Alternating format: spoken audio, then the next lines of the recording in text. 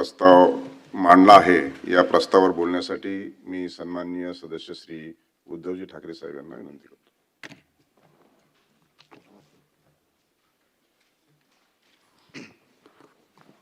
सभापती महोदय, मांडला ना, मी मांडला आहे असं म्हटलं ना, प्रस्ताव त्यांनी मांडला आहे ते बोलतील। सभापती महोदय,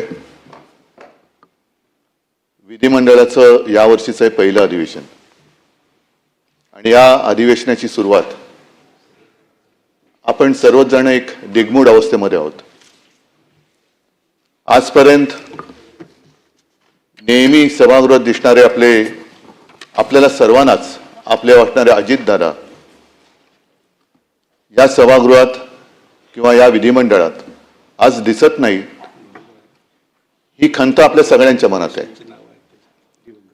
माणसं येतात, माणसं जातात, माणसं असताना त्यांचं महत्त्व कधी कळत नाही आणि ती नसतात त्यावेळेला त्यांचं महत्त्व कळून काही उपयोग होत नसतो। अनेक जण अशी असतात की जी जवळ असताना कळत नाहीत, पण काही जण अशी असतात की जी जवळ आल्यानंतर आपल्याला व्यवस्थित कळतात। या विधिमंडळामध्ये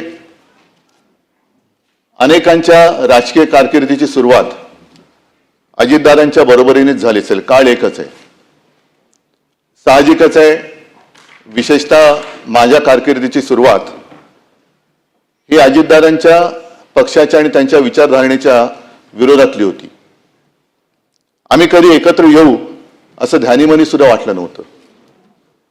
अजितदादांच्या बद्दल म्हणायचं झालं तर दोन सकाळ अशा होत्या, त्यातली एक सकाळ ही महाराष्ट्राला त्यांच्या कृतीने धक्का देणारी होती आणि दुसरी सकाळ ही महाराष्ट्राला चटका देणारी होती, अंतःकरणाला चटका देणारी होती।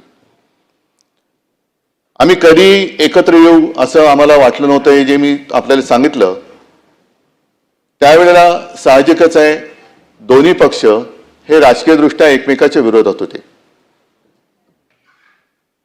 एकत्र आलो, अनपेक्षितपणाने एकत्र आलो आणि एकत्र आल्यानंतर साहजिकच आहे की मनामध्ये एक नाही म्हटलं तरी अडी होती।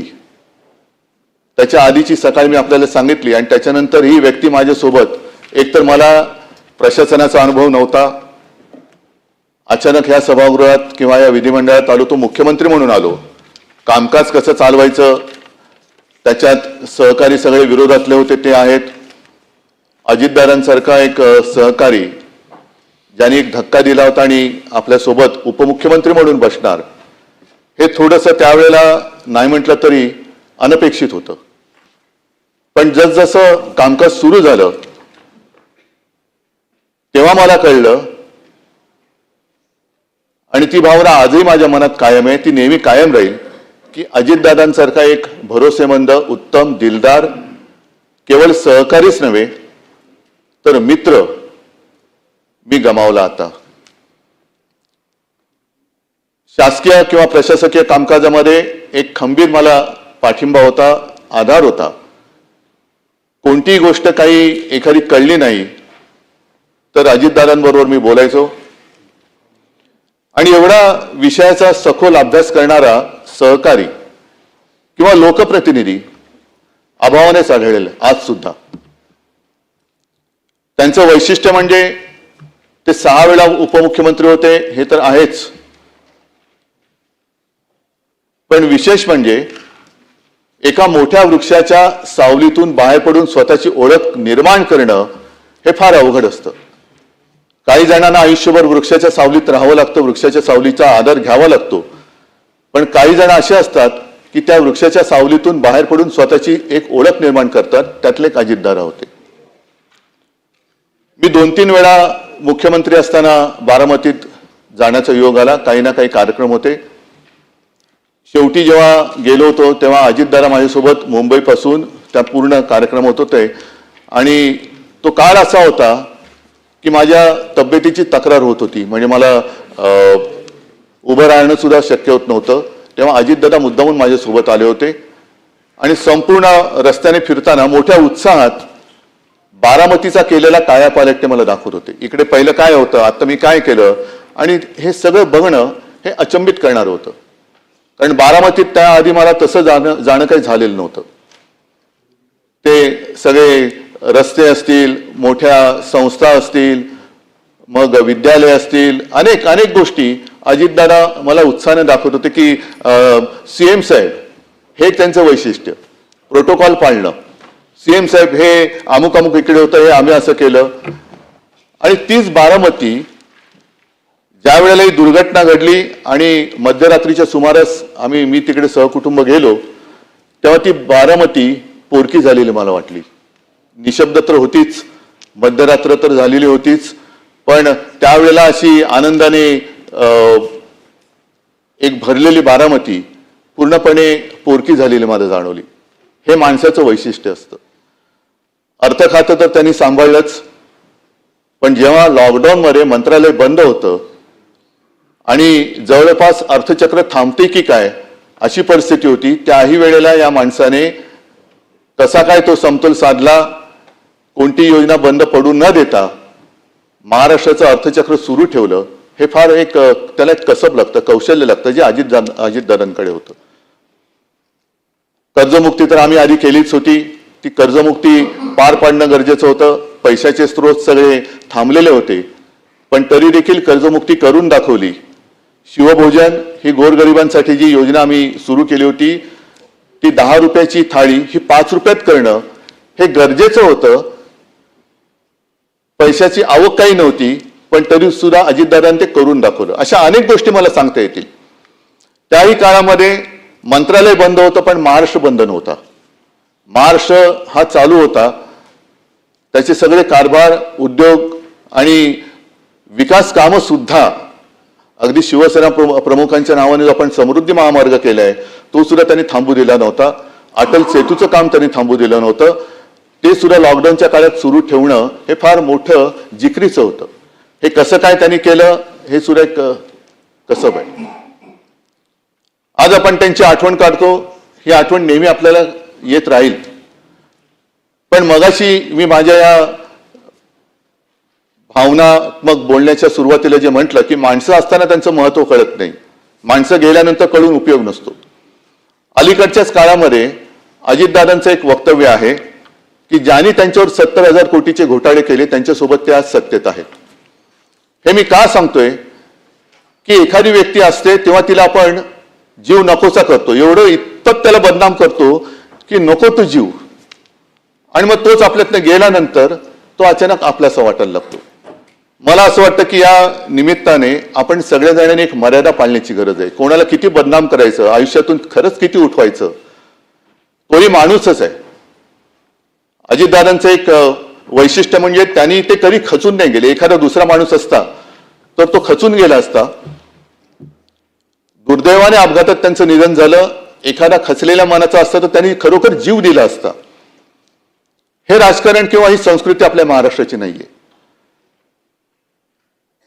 ठीक आहे, एखादा माणूस चुकतो, पण तो चुकल्यानंतर खरंच तो चुकलाय का ह्याची सुद्धा एक खातरजमा करण्याची गरज असते.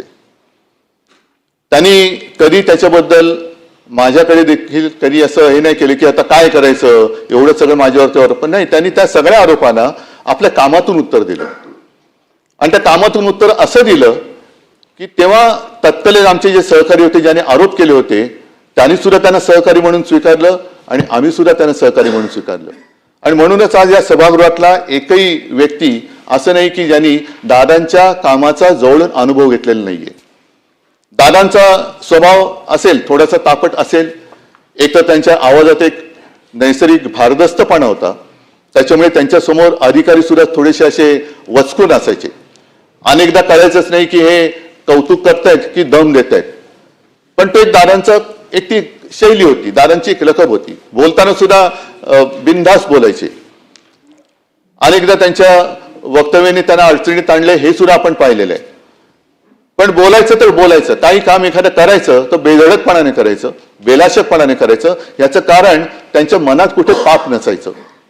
एकदा का मनात पाप नसेल तर आपण केलेल्या कृतीबद्दल पश्चाताप होण्याची भावना त्या व्यक्तीच्या मनात येऊ शकत नाही. आणि दादा मला असं वाटतं त्या व्यक्तीच्या वर्गवारीत येत होते. एक तर त्यांनी, मी तुम्हाला सांगितलं की अत्यंत अडचणीच्या वेळेला महाराष्ट्राचं अर्थखातं सांभाळलं. एक मला कशाचाही अनुभव नसताना माझ्या मंत्रिमंडळात एक उत्तम भरोसेमंद सहकारी म्हणून त्यांनी काम केलं. वेळ म्हणजे कदाचित घड्याळ आणि वेळ म्हणूनच त्यांची ती निशाणी होती की काय कळत नाही. कारण दादा 11 वाजता येणार म्हणजे 11 वाजता बरोबर त्यांची गाडी दारात उभी असलीच पाहिजे. बरं, आल्यानंतर विषय घेऊन यायचे. ते विषय झाल्यानंतर फापट पसारा जास्त न करता काम झालं का बरं सीएम साहेब मी निघतो. मंत्रिमंडळात सुद्धा मी प्रत्येक वेळेला बघितलेलं आहे कागदं असतात पसरलेली, पण दादांच्या समोरचं टेबल हे व्यवस्थित सगळ्या गोष्टी काटकोनात असायच्या. त्यांचं पेन असेल, त्यांचे कागद असतील, हे काटकोनात असायचे.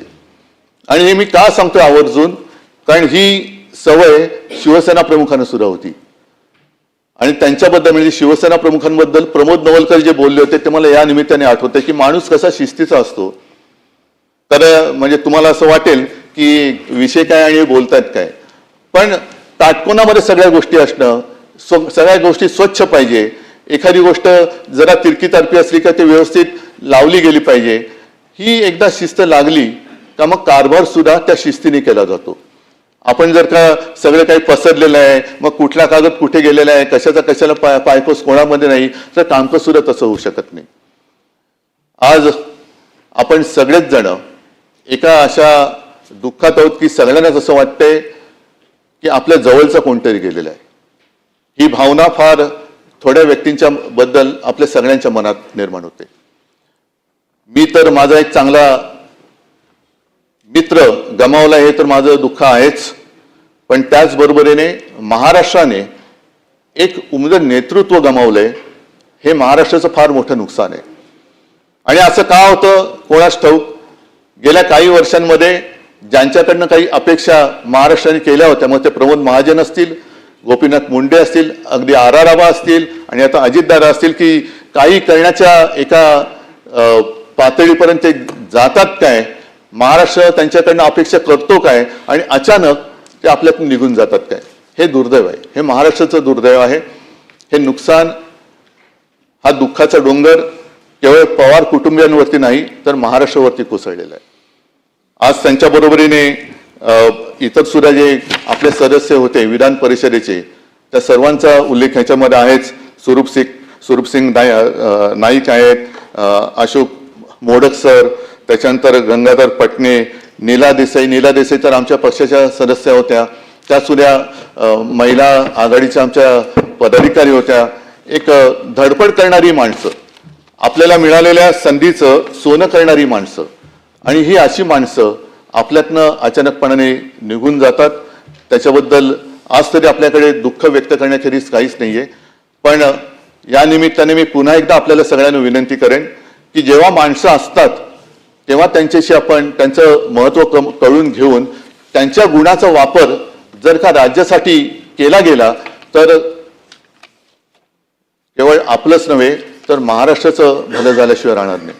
असो, आज मला तरी असं कधी वाटलं नव्हतं की अजितदादांबद्दल असा प्रस्ताव येईल आणि त्याच्यावरती आपल्याला बोलावं लागेल हे मनात कधीच आलेलं नव्हतं. अचानकपणाने ही वेळ आपल्यावरती ओढवलेली आहे. मी अत्यंत भारावलेले आणि जड अंतःकरणाने अजितदादांना श्रद्धांजली हा शब्द मला वापरावा लागतोय, ह्याचं खूप मनामध्ये दुःख आहे. कारण अशी माणसं ही पुन्हा पुन्हा होत नाहीत. असे मित्र, असे सहकारी हे पुन्हा पुन्हा मिळत नाही.